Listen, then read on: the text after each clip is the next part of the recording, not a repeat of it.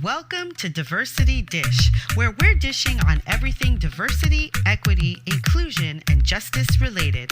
My name is Sedruola Maruska, and we're bridging the gap between what needs to be said and what needs to be heard. Those individual experiences that are often ignored or simply dismissed. Sometimes I'm dining alone, sometimes I'm dining with friends, and sometimes I'm dining a la carte. No matter how I'm dining, it promises to be delicious. Let's dig in.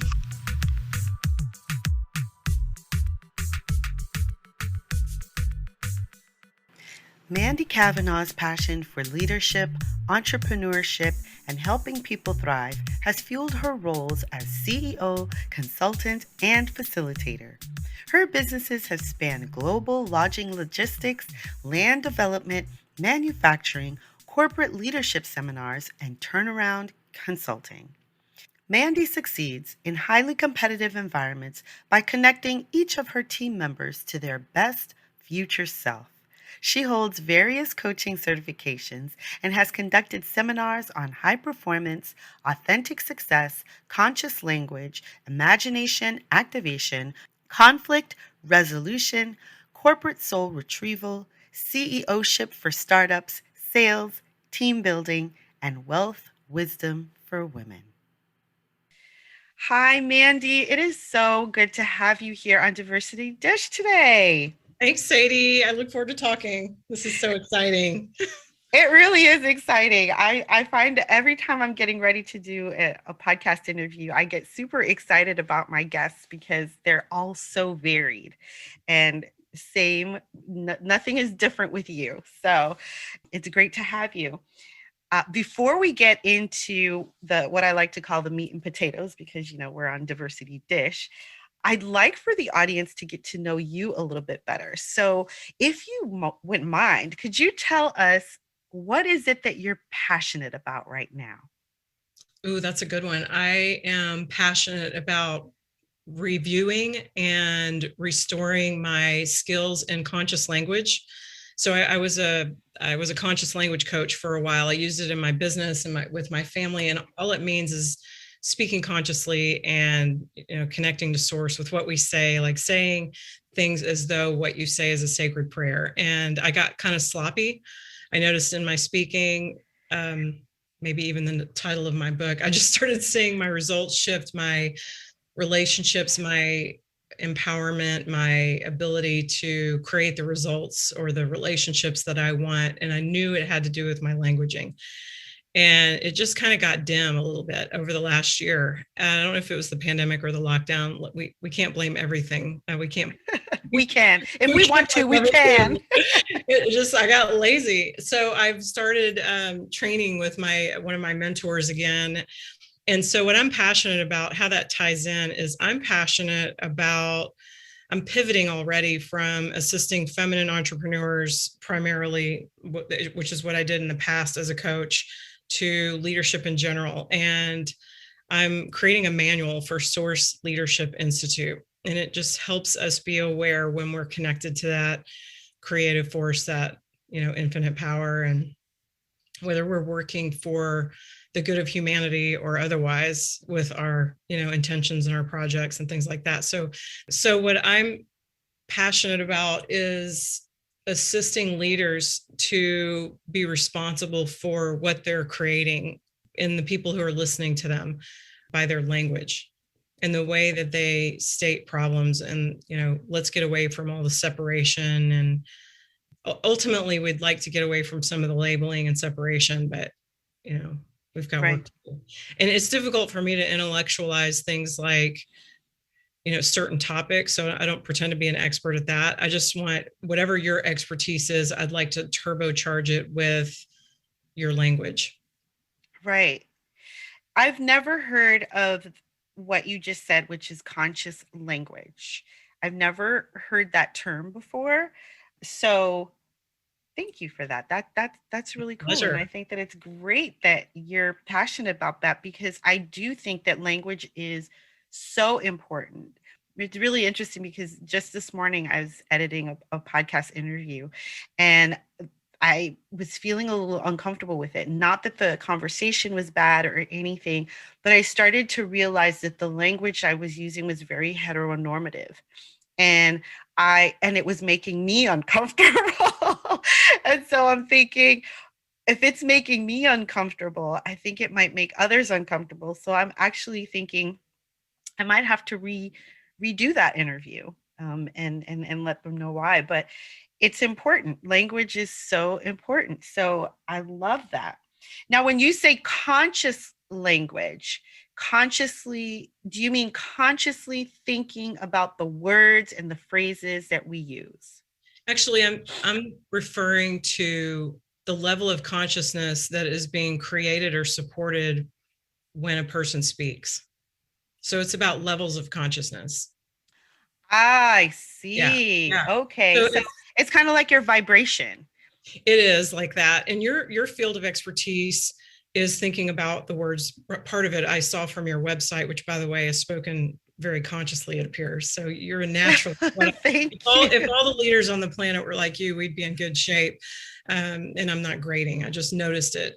So the fact that you think about what you say and you realize that it has power is, obviously 90% of you're creating it, this consciousness, this conscious awareness, let's say, because isn't Right. part of how we're speaking and how we're thinking sometimes a result of programming or lack of awareness, things like that. Yes. Hey, how would it feel to use your talents in the cause of social justice? It's no secret that Black, Indigenous, queer, people of color, or those who are part of any marginalized group don't get a fair shake, experience systemic racism, and must work harder for the same rights and privileges that white people receive just by virtue of their race. We also know it doesn't have to be that way. And sometimes that can get overwhelming. Where do we start to make a real difference? What we know we need are upstanders and advocates, people ready to stand up, take action, and spend their privilege to help others. If that's you, I want to invite you on a discovery date with me. Discovery Date is a full day immersion in your passions, talents, and desires to help you create a blueprint of powerful, focused action where you'll make the most impact. On your date, we'll discover your strengths, we'll find your lane, and we'll begin your journey. It's just that simple. Discovery Dates with Sedie. If you want to know more, just go to sedruolamaruska.com/discovery dates. Hey, what are you waiting for? Come on over. I'm waiting for you. So when you become more aware, you're automatically on a learning journey to deprogram yourself. And that's when the language becomes second nature, right? Because Right. your thinking has shifted. Yeah. But I've noticed for me, when I want to have a breakthrough in a certain area, the first thing that I need to shift is my language about it. People used to say, oh, I've heard people say your thoughts affect your reality. Well, of course they do, but thoughts are they can be overridden by language. And if we say it in a decree, we say it with feeling, we say it with, as an assertion, we're committing or choosing that new outcome. So it's not just about complaining about what we don't like. It's about stating, it's the I have a dream, right? That's right. It's about stating what we do want. It's like when people say what you focus on grows. So it's about focusing on those areas that you really want to see grow, whether it's in your life, whether it's in the world, no matter what it is, focus on those things and you'll see those things grow. That is it. And so what if all of our leaders were doing that instead of kind of What if? And I feel like humanity, at least in certain areas, is surpassing what institutional leaders have the capacity to do with their language. It's like these institutions are kind of crumbling under their own weight. And if they would shift the focus, well, if we could, anyway, I don't want to get into all of that. No, it's great. It's great. You can tell when somebody is speaking.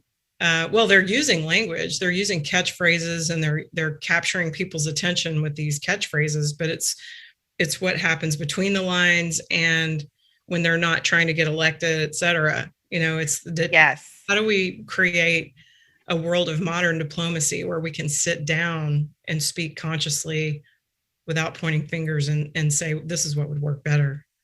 Yes.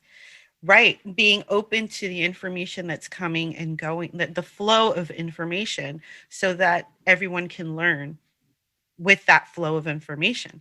That's one of the reasons why I started Diversity Dish, was because I felt that there needed to be conversations where people are actually going back and forth. If there's a flow of information versus stopping the information from getting out there in whatever way that happens, It right? was very motivating for me to read your website and the work that you've done when I first met you.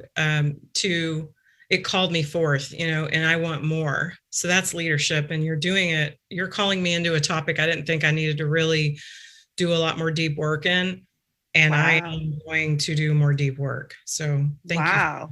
Thank you. It's not often you get someone to say something like that, and you're not even thinking that that's what you're doing, right? You're just thinking that you're putting something out, but you're not, and you would like to draw people, but you're not sure if that's happening. For me. Well, that's so awesome. Well, thank you. So as we move into, I love what you're passionate about. I love that it is inclusive, because I sincerely believe that inclusion and equity is more important to a lot of things than saying diversity, because when we say diversity, we can drown. And even though I call this Diversity Dish, I just love the name anyway. I love the equity and the inclusion part, because that is where we have that language. That is where we actually can communicate and allow others to communicate in order to understand what's happening with each person, and also understand what can be happening to, in the world outside. So here's a really quick and easy question, and this is just so that we also get to know you. I don't know if it's quick and easy, actually.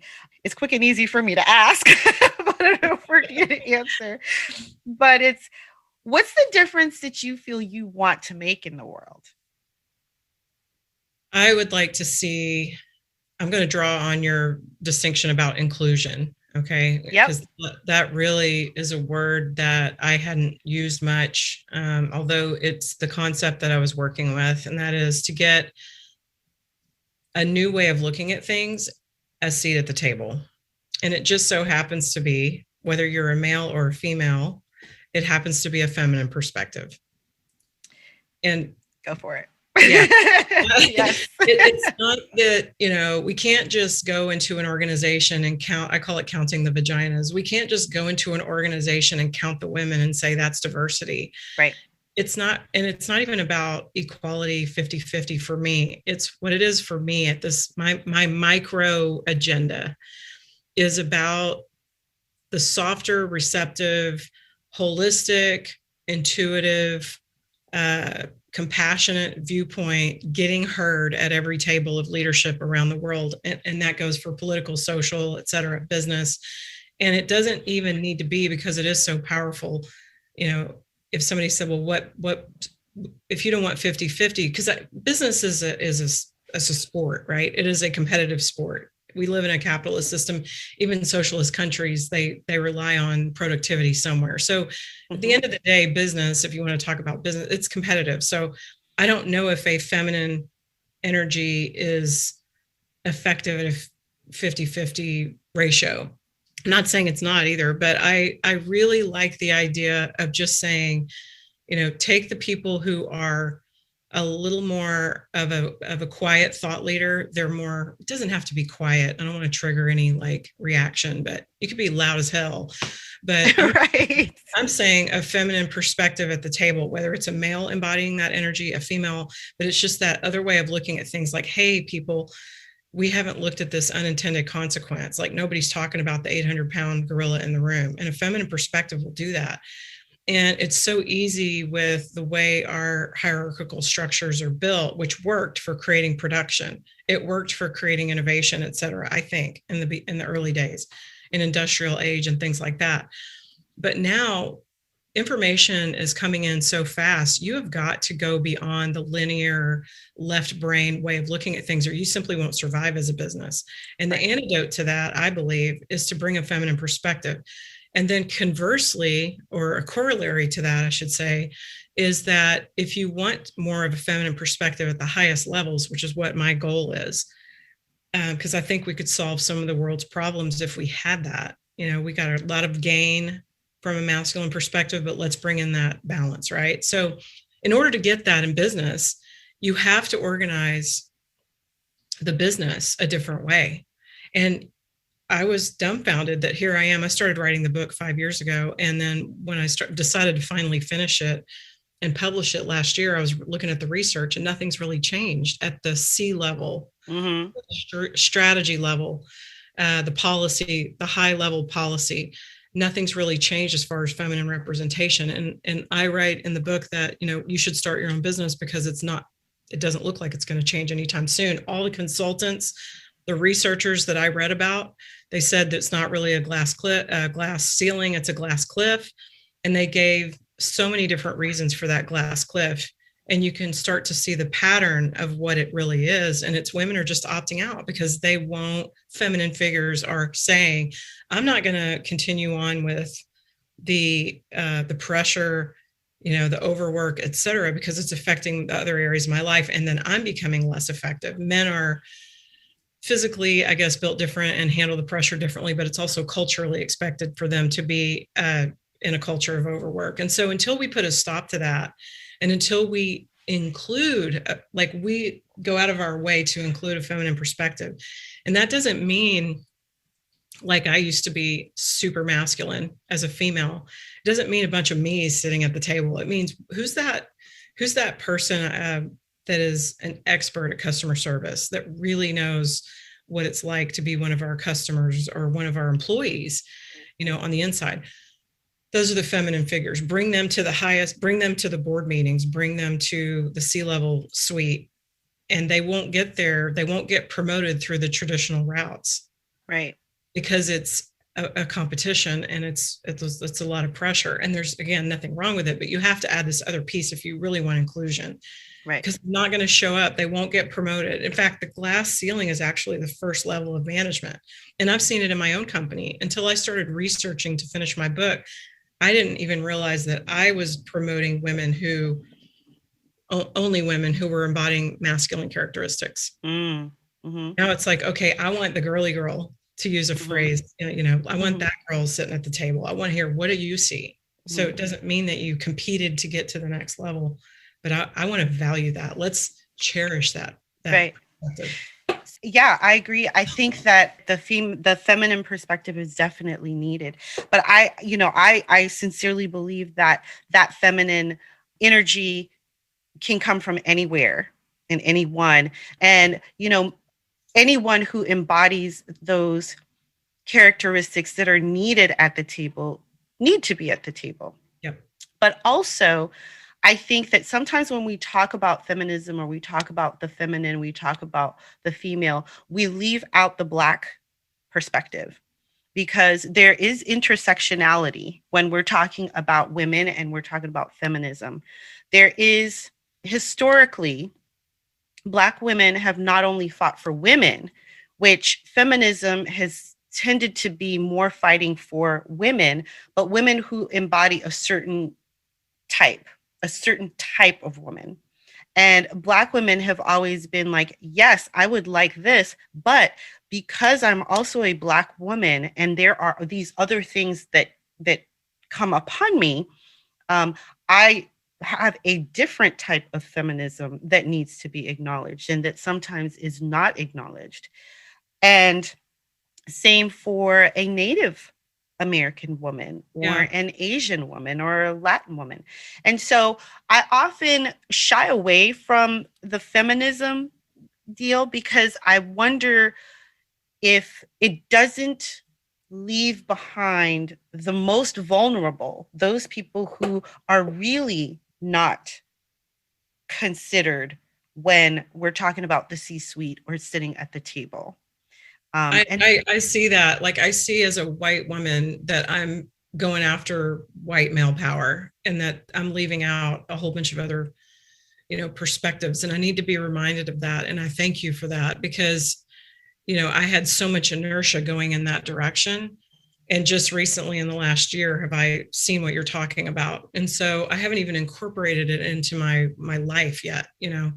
I live in a relatively not a very diverse area. I grew up in a very diverse area. So I guess it's in my blood to value diversity, but I'm not practicing it actively, like how to implement what you just said. I have yet to grapple with that topic. How do I, as a business leader, bring people in and value that and include that without calling attention to the fact that that's who you are? Because up until recently, I would have seen that as discrimination. Mm-hmm. Me personally, I would have been like, I'm not gonna point you out like that. I just want it to be like, oh, you're just here because you're brilliant, So, but and that's okay. Right, and a lot of work to do. Yes, that's true. But I think that it's also okay if you are bringing people into the organization, not because of the way they look, but because of their brilliance, and they just happen to look the way they look, right? But then also valuing, which is the inclusion, valuing their perspective, allowing them, giving them a space where they can actually be fully themselves, right? I know you talk a little bit about authenticity and your full self, where they can be fully themselves and bring fully their thoughts and ideas. And those thoughts and ideas are naturally going to be different than everybody else's, without you having to say, okay, well, you're the Black person in the room, right? Mm-hmm. Or you're the Asian person in the room, right? That's not necessary. I think that becomes something that happens because people don't understand inclusion. They don't understand allowing people to be fully themselves at work, so that they can say, and so that they can feel comfortable knowing that when they say, this may be the case, this may affect this group of the population, or this hits me in this way, and someone else says, you know what, I would have never thought of it that way. Let's dig into that a little bit more. I'm with you 100%. And there's a section in my book where I talk about going into corporations as a supplier. And we're talking about corporations that win awards for diversity programs. And I highly respect these organizations. And I don't know that I could do it any better. However, I do remember walking in and feeling like everybody kind of has to think and talk the same. And I'd like to see some, that's what I love about being a small business owner, is you can honor different kinds of personalities, perspectives, and things like that. Now, bringing it into what you're talking about, race and background and things like that, that's a whole other level for me, to consciously do what you just said. But certainly I've witnessed it in very large corporations where conformity is very much valued, even though subconsciously, even though diversity is a commitment. Right. And you're right about that. You're very right about that. Because what tends to happen in some of these companies is they're looking at numbers, right? And they're looking at numbers and they're saying, yes, we've gotten this many people in with this background, and we've done this much business with companies that are owned by women or by marginalized groups. We're doing great. But what they haven't looked at is the culture. What they haven't looked at is those people are coming in, but how comfortable are they really in that company? How they're not looking at the dynamics. They're simply looking at the numbers, and looking at the numbers can be very deceiving. It can say, yes, this company is doing great as far as diversity because they've got the percentages right. They've checked those boxes. But when you go in and you look at the culture, no one is allowed to be fully themselves. And people are still hiding who they are so that they can keep that job at that very diverse company. Right. I see it. Yeah. Yeah. And, I was just thinking while you're talking about that, I was imagining maybe if we borrow from, I don't know if it would be an appropriation, but if we borrowed from cultures or were inspired by cultures that bring, the shaman to the table, or the priest to the priestess to the table, and they have to bless that thing that's going to happen, or, they give a perspective, and they're not a programmer, they're not whatever that company does for a living. They don't build ships or planes, but they have somebody come in and say, this is an artist's perspective, or this is whatever, Right. Perhaps we could do that. Yeah, wouldn't it be interesting if they did? So if somebody walked in and said, "Oh, the aura here is not feeling very good." If you put the Native Americans on the board of the energy companies, right? How much more equitable, how much more compassionate could those companies be? Because there's this perspective in the room that says, if you do that, this is how it's going to affect these people. Mm-hmm. I know because I am one of them, and this is how it would affect me. And so can we look at that instead of having a bunch of people who are saying, hey, look, this is empty, this is open, let's just do whatever we want. Yeah. And people not having that voice to say, yeah, that's probably not the best idea. Which is why, when I talk about racism, and I talk about the cost is so high to everyone. And in so many areas, environmental being one, but in so many areas. And so it's one of those things where you just think, you're like, okay, I really want people to hear what is happening. But if they're not hearing it in their boardrooms, or like in the boardrooms that where the decisions are being made, and then these things go out, it's an invisibility that happens, right? It's like, well, we only know this perspective, we're going to go with this perspective, but there's such a larger perspective of people that are affected by decisions that are made in those boardrooms. You make a very good point that people don't understand the cost of disenfranchisement in general. Yeah. Which is what I think the invisibility leads to ultimately. Yeah. It takes generations to really bring that, or at least one generation to bring that back in a best case scenario. And it's really based in being overly competitive, I think, with each other and not realizing the cost. Mm-hmm. You said it. That's a huge distinction for me. Mm-hmm. Not realizing the cost. Yeah. And thinking that the payoff is better, the payoff is worth it. Right.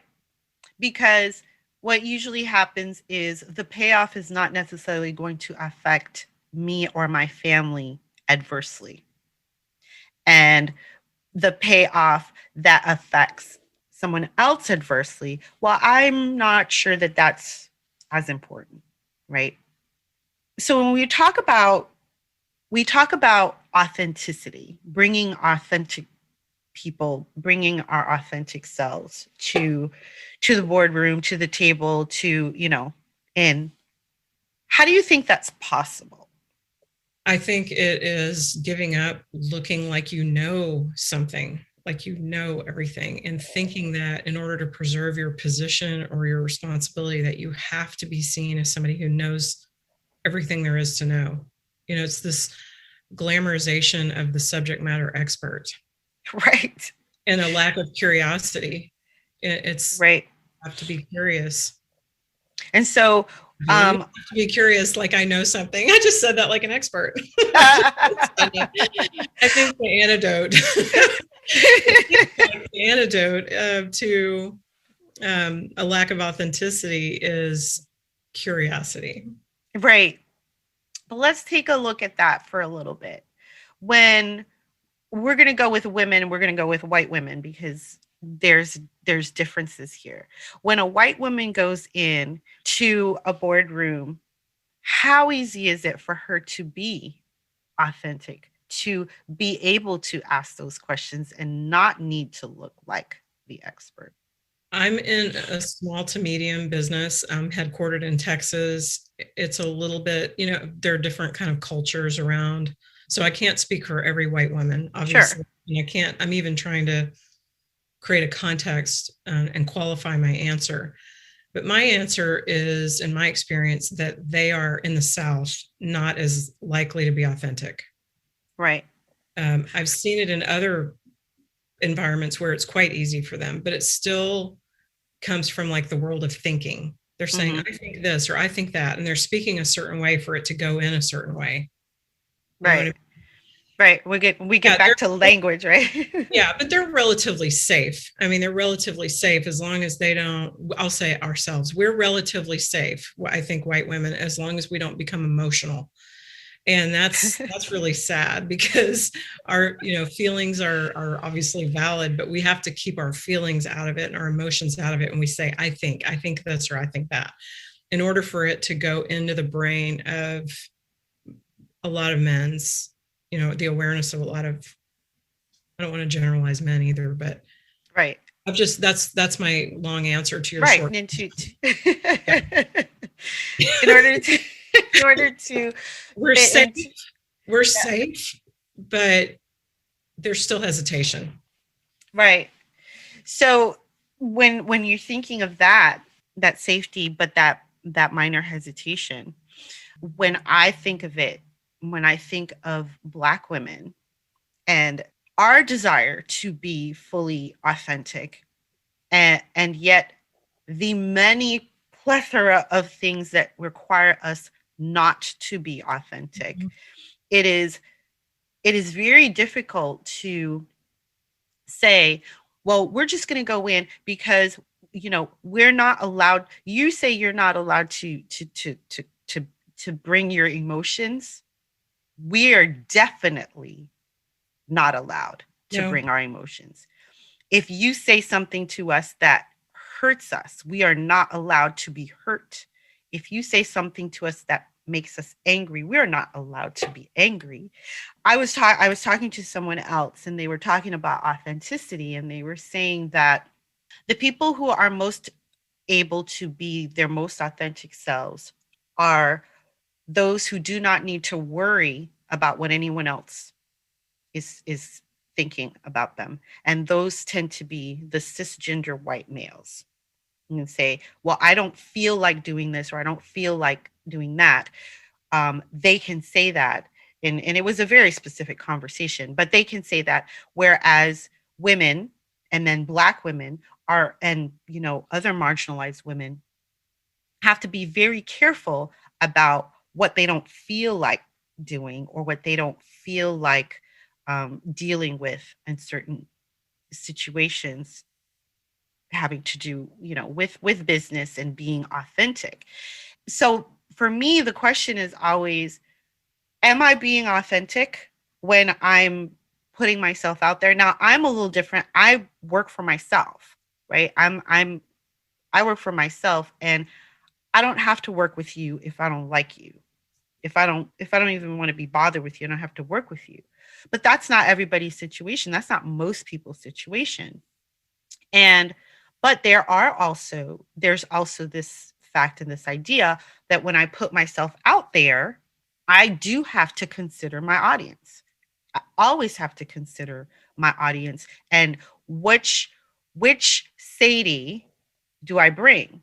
Now, if I have several Sadies, does that mean that I'm not authentically myself in those several different ways? So, those are the kinds of questions. Absolutely. I have a question, and that is there, am I wrong in thinking there's a growing appetite to hear Black voices among formerly, like super traditional, like white male environments? I mean, are we seeing progress in that? Like, please tell me what you think. Please tell me. I mean, I know we were talking about emotions, but is there a shift occurring in the authenticity conversation? And I guess what I'm hearing, what I'm coming up with, is that you can't have real authenticity without real inclusion, that the two go hand in hand. Otherwise, it's a platitude. Yeah. Yeah.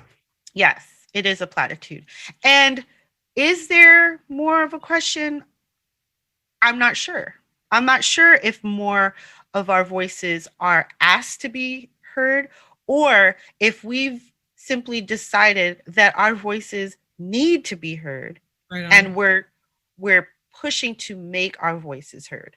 I don't know if that if I don't know which one it is. Yeah. I do know that there are a lot more Black voices being heard and likely listened to, but I don't know if it's because others are asking for it or if we're just saying, look, we really got to do something here. Right. Yeah. I don't either. I think it's the former. Yeah. The latter. Sorry. The latter. Yeah. We're like, okay. I was following a lot of people when the dialogue got really loud, and I thought, oh wow, these people are working hard. I mean, they're having to stop everything in addition to raising families and having careers and keeping their fitness during a pandemic, you know, whatever everybody struggles last year during the year that we were having. On top of all that, having to stop and explain what it really is like and how, you know, spark all these conversations. Right. You know, I think I have an exhausting day, you know, it's like, so there's been a lot of monumental effort, I know, launched in that area, and hopefully the conversation won't end. No, I'm hoping it doesn't. Yeah, for me, like I didn't go that deep. That's why the conversation it has to keep going. Yes. Until the last kernel of popcorn is popped. Yes. For sure. So can you tell us a little bit different? What is the difference, in your opinion, between feminine and masculine leadership? Because I know, you know, I think I'm kind of going back around to where we talked about you saying that we need more feminine energy, more, you know, feminine leadership. What is the difference between the two? As I understand it and have experienced, the masculine leadership energy is more, it tends to be more focused on, you know, an outcome or a process like efficiency. It's a little bit, I use the word compartmentalized quite a bit, and that's a double-edged sword. It has a lot of benefit in the business world. It also has unintended consequences, but it's very stable. It is somewhat less emotional. And I think even if you take out the cultural programming, it's still somewhat more, you know, stable in the nervous system, if you will. And it's so grounded, kind of dense, kind of in a good way, not necessarily negative. And it's more resolute. I think the masculine energy takes in less information at the same time and is more sequential in the way it analyzes, you know, so it can lead to great results and it can be a great sounding board. Masculine energy is effective in a lot of ways. Feminine energy is more, I use the word holistic. It's intuitive. It works on a realm that isn't necessarily grounded in Newtonian physics. It's like a non-linear intelligence in a way. It's also tends to be more heart-centered and compassionate, more forgiving, or more quick to forgive sometimes. And I think that they're faster. I think feminine leaders are more quick to see things and move through things. They're not as slow. I think when I'm working with feminine leaders, things move. It's change management is a lot easier. And research shows that everybody from business students in college to other business types in the surveys, they would choose a female. Part of the glass cliff is people choose females to turn around underperforming or crisis situations. And I think that's one of the reasons why is our velocity of being able to hold so much complexity in our minds at once and be able to function. Mm-hmm. So what else about that? Yeah. So I would just leave it at that. We could go on, but. That's interesting. You did also say before, you know, that we built, you know, things were built by the male and the masculine energy. And so now we need more of a feminine energy to kind of keep it going. Is that kind of what is that right? Yeah. I mean, you know, this is so generalized. We're in the process of really stereotyping and generalizing what happened, but Right. in this culture in which we're sitting, and Yes. this, we have a lot of, our infrastructure, the way our government, everything is kind of built around a masculine Right. way of looking at things, the way organizations are, the stock market, et cetera. Right. In my view, communities, though, are built from a feminine perspective. And if more and more women lean on their masculine energy, you'll see kind of community, family start to kind of like, it'll start to decentralize and kind of, I think it'll start to erode a bit, if we have, because it's really, nature is designed to be 50-50, right? And if we're talking about energy and not gender, then, you can look and see kind of, is 50% of how we're operating coming from that feminine perspective? We would have some changes to make if that were the case. And so like all this conversation about inclusion to me is it is, and please challenge me because I'm learning so much from you. But in my past, I've seen it as a phenomenon of a feminine value, let's say. It's something that more feminine figures than masculine would value, that inclusion. And it would include men who are in touch with or balanced. It would include balanced men as well. Yes. So yeah, it's time to start valuing the feminine and all feminine perspectives, as you've mentioned, is mine. Right. So when we do that, we will do a lot of healing.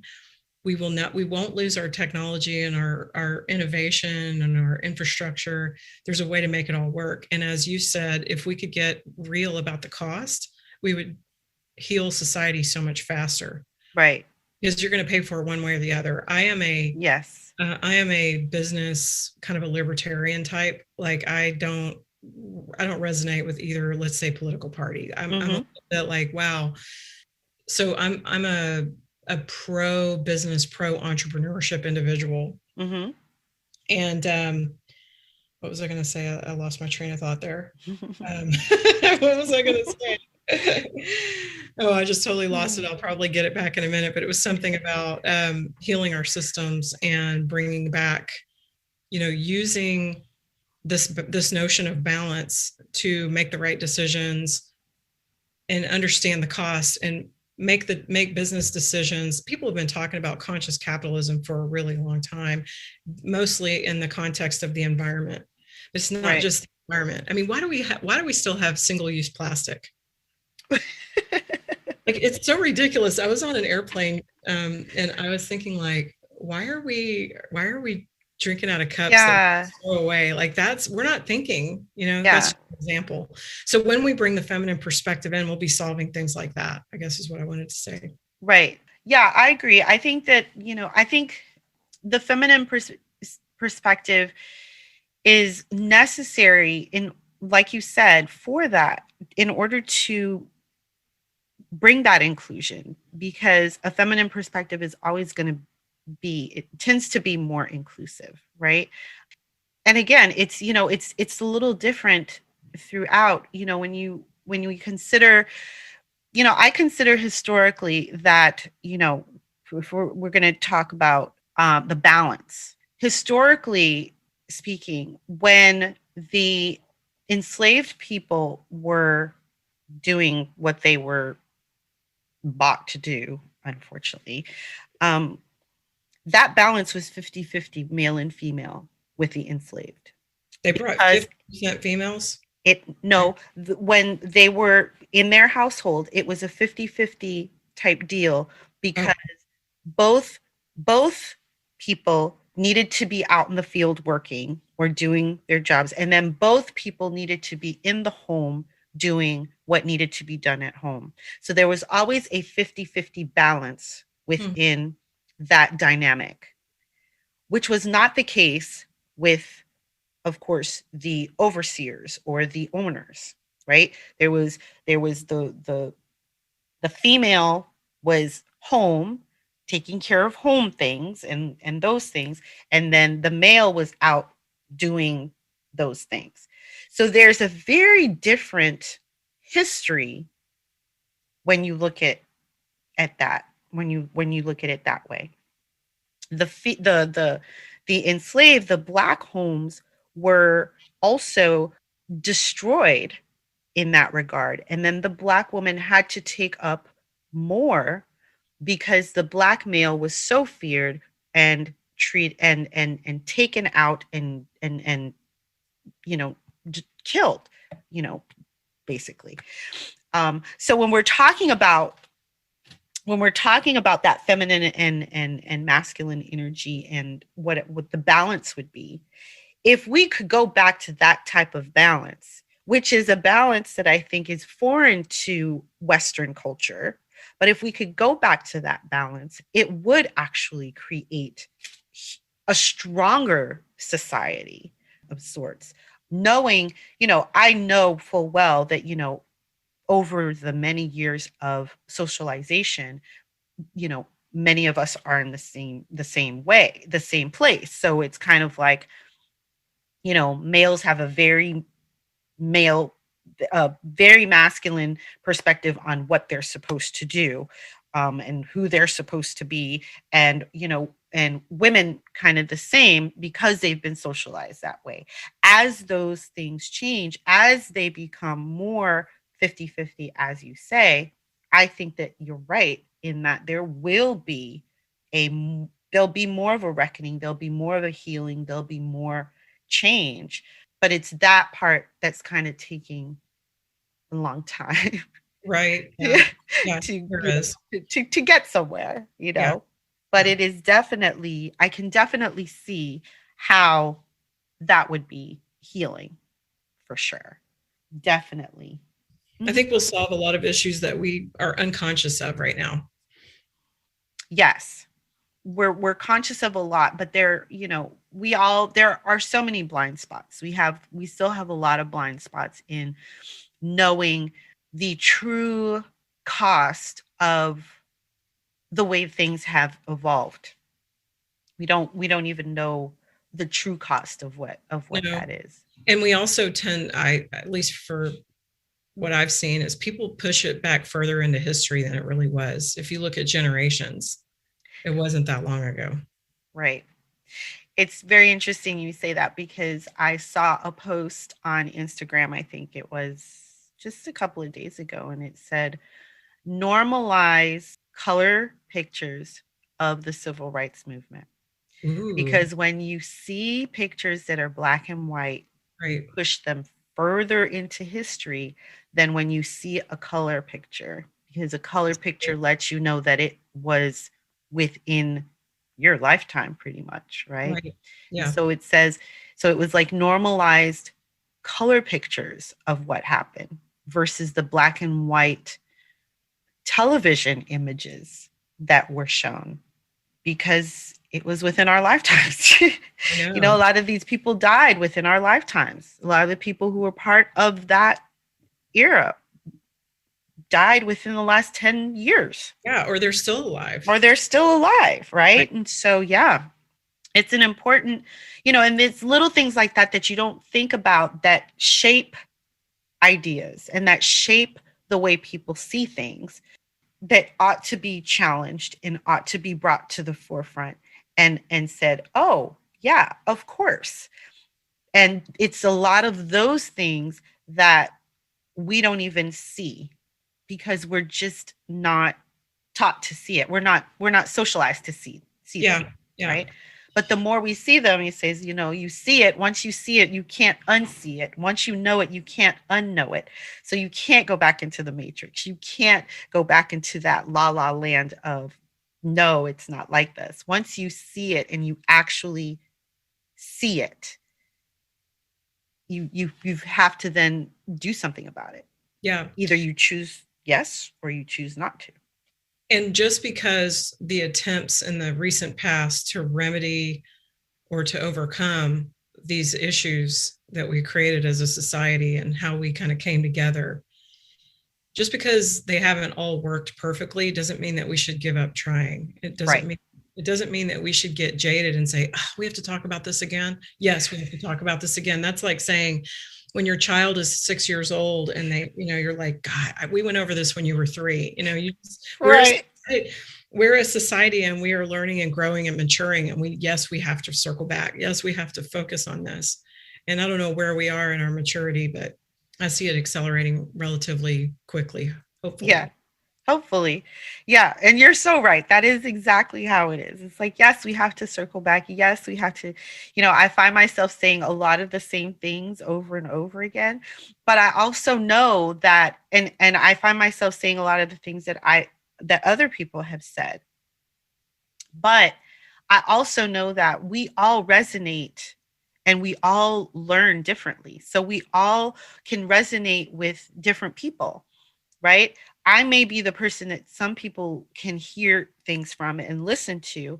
And I may be the person that people are just so annoyed with and they don't want to listen to me. Right. And so the next person who's saying maybe the exact same thing I'm saying, and they go, oh, well, that person said, and you like, yeah, that's exactly what I said, but I get it. You Yeah. resonate with Yeah. the way they said it or who they are, whatever energy they're putting forth, you resonate with that and not me. And that's fine, but we Mhm. do have to keep saying it and we do have to put the message out there because we don't know who's going to resonate with it and Right. we don't know what difference it's making. We just know that it's got to do something. Yeah. And And you and I have to come together. Like you might have seen my book and said she's got a blind spot. We talk about it on a podcast. Then I go out. Now I'm kind of a fractal energy for what your message, like you're infusing different. So it's right. really, really great. And I'm hoping that you get a lot of exposure to your conversations with yourself. You wrote that was good. I loved it. Oh, I'm hoping, I'm pushing to get those things out. But yeah, I mean, sometimes you do, conversations, we all have to have conversations with ourselves, deprogram ourselves from some of the things that we've learned and ask and really dig deep and ask ourselves, why do I think that? Why am I feeling that? Why am I saying that? Why would I ask that of this person but not of that person? Those conversations are so important because that's where the change is. That's where the money is, right? Someone else can give you information and inform you of something, but you're the only one who can know what you do with the information that you receive, right? And so, yeah, you've got to you've got to have those conversations and then other conversations out loud and then get more information and then have more conversations, within. So, Do you yeah. mind if I borrow that? Do you mind if I use that conversations or so I'll give credit. I'll say it came from Sadie, but and I have some questions I'd like you to ask yourself. I mean, that is brilliant. I love it. I loved it. Please. Yes. It works for me. I'm glad you're teaching people. Yeah. Oh, thanks. I honestly, it's really funny. You get to a place and you realize that this is your spot, and then all of a sudden things just seem to come to that place. It clicks. It Yeah. clicks, and you're just like, wow, I how come I didn't find this like 15 years ago? I mean, but it is what it is. I think Yeah. all things work as they should. So, is there anything that I didn't ask you that you would have liked for me to have asked, or is there anything that you would like to share? We have something happening in our society right now where unemployment is up, and it's up obviously disproportionately for races, Black race, Hispanic and others. And women have been found and surveyed recently to they're more willing to change industries, go back to school, start a business, things like that. And I'm encouraging you, if you are somebody that has a lot of resilience and a lot of drive and you have a message and you want to live a purpose, it doesn't have to be, you don't have to be a thought leader or a content creator online. There's a lot of us leaders, we want to do things. It's difficult to have an online business, and if that's your thing, then do it. But you could also get into the nuts and bolts business, the furniture, but the restaurant, whatever. Restaurants might be a bad idea right now, but we need business to business entrepreneurship, business to consumer. We need entrepreneurs right now. And if you think you have it in you, I'm encouraging you to learn how to build a team. And, some businesses require financing and startup capital, some don't. you can go about it by getting your first client first. That's how I did it. Mm-hmm. It was, I was very blessed. But especially if you're kind of a rainmaker type organizational animal, I'm encouraging those who are listening, if you think you're an entrepreneur, to go ahead and get started. Because with the advent of, maybe inflation, I'm not sure, but with the advent of like robotics, artificial intelligence, corporate jobs are going to start to kind of narrow out. And I invite you to find your niche and maybe look at starting your own business. So I'm encouraging, the reason I wrote the book is to encourage entrepreneurship. And women, and you, anybody who's listening, you can design your organization around you and what's important to you and Yes. your clients. Yes. I love that. And we didn't even really talk about your book, did we? Okay. It's We just summed it up. We just summed it up. Yeah, that's. I will definitely link it, put it in the show notes for everyone to know. But can you tell us a little bit about what it is that you do, what your business is?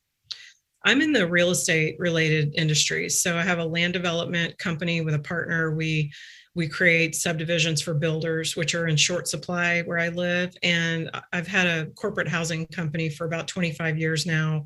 It was my original business when I left healthcare administration.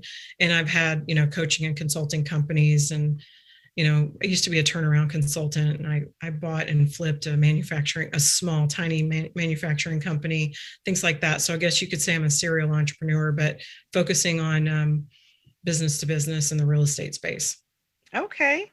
Nice. So when you say for people to, pursue their entrepreneurial visions or dreams, what would be your advice as far as the first steps that they can take in order to actually do that? I like to earn. And so for me, I'll talk about what I know. I like to find something that's not doing well, or there's a shortage of it, whether it's a business to business, or like find, what do you light up on? Like for me, I lit up on real estate. Other people, it might be software, other things. Find out what general product, you light up on, service, industry, and then find out what is needed. What is the government buying that they don't have enough of? What are people doing a sloppy job at? What could you do a better job at? Like, how could you, and I like to find that need, and then I like to fill it. That's what I would say. Yeah. And it sounds very simple, and it's obviously a more complex topic than we can cover just in a little Right. That's the general, scope of what I have a colleague who started an app for the beauty business, and she came from that industry, and I think she's doing really well because she saw a need. So it doesn't have to be super innovative. You could sell paper clips as long as you do it better than anybody else. That's right. It could be an innovation of the product, service, or the delivery, Yes. the level of service. Yes. I agree with you, and I think that that's great advice. Definitely find something that lights you up and the need for it, and go for it. Yeah, absolutely. I love that. So the last question that I have for you, that I ask all my guests, because we are on Diversity Dish, is, what is your favorite dish? Ooh, favorite dish. Interesting. I love Italian food. Ooh. I love pasta with seafood. That's my favorite. Oh, love it. Yes. And well, then I could ask you one more question. Yeah. When we are over this pandemic and we are at a beautiful Italian restaurant having our pasta with seafood, and we're celebrating, right? We're having some wine and we're just really excited about something. What are we excited about? Ooh, that is an amazing conversation. We're activating our imaginations right now. Yes. Yes. Okay. Oh, what are we celebrating? We're celebrating that our work, our purpose reached as many people as we would like it to help people. There's some, audience size, or, you've been asked to make a difference. You were recognized for causing a shift in that which we're passionate about. That's what I think. I love Something it. very, yeah, something specific, a specific accomplishment that you know for sure you made a difference Yes. with a big number. Like let's just say 1 million people. So I Ooh. read your article. Yeah. My head might explode. I might never make it to dinner. Yeah. I'm not talking about followers and likes. I'm talking about, you know what I mean? Yeah. I do. Yeah. That'd be fantastic. Absolutely. Awesome. Well, Mandy, thank you so much for being on Diversity Dish. It's been such a pleasure speaking with you. It's been awesome, and I really enjoyed it, and it's really great to meet you. It's an honor. Thank you. Hey, did you enjoy that episode? If so, please be sure to subscribe, download, rate, review, and share. It would also mean the world to me if you became a patron over at Patreon. The information is in the show notes. Thank you, and we'll see you next time.